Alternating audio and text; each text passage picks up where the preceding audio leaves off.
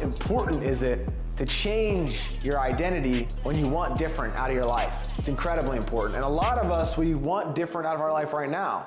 I'd say probably 98% of the people walking around on earth, they want a different life than what they have. And I was in that boat, and I'm still always trying to change and grow and get better, but I was really in that boat a couple of years ago when I was in college. And today I'm going to tell you a story about how I was able to change my identity and how I was able to see myself as somebody different, that deserved different, that wanted more, that was capable of achieving more, what I did to change that viewpoint in my own head, and then exactly just kind of like how you can replicate it in your own life so you can go out there and get whatever life that you want. And it might not be money, it might be fitness, maybe it's a better relationship, maybe it's a better relationship with God and faith, and maybe you want to make life make more sense to you, right? Maybe you want to get out in nature more. Whatever it is, like a lot of times there's limiting beliefs, and there's the way that we've been thinking our whole life that's keeping us in the small box that we're playing in. And so we got to change that. But when we go to change it, it's super uncomfortable because we've never thought like that before. We've never viewed life like that before. So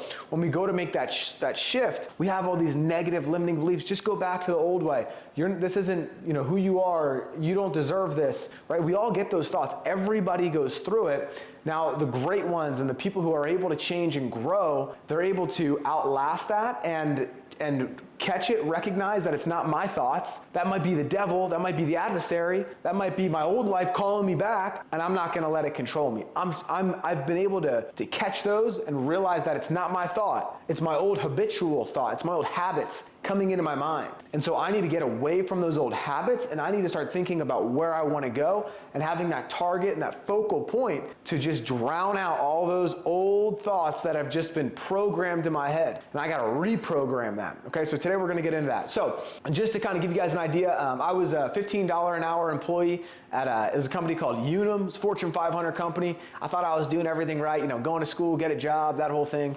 And I had this internship, and I was there for a couple of years. I got it my sophomore year in college. Most people get theirs their senior year to set them up for a job. I was like, I'm going to be an overachiever. Go get this internship. I had a 3.8 in college.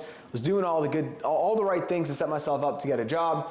And so when I was in school, I had bought this car, and it was a Nissan Altima. And we called her Nadia the Nissan. Nadia the Nissan was like my baby. You know what I mean? Like I spent this money, I saved up, spent money on it every month, had this car payment, and I was just super excited about having this car. And I actually got into like a fender bender, but turned out like there's enough damage where it was technically totaled. Everybody was okay, we weren't going that fast or anything, but I had gotten contacts. Long story, they were messing around my eyes. I wasn't paying attention, hit somebody. And so I couldn't get my car fixed. And I couldn't get another one. I didn't have the money to, and I was just so upset that I Googled how do people make money and how do people get rich.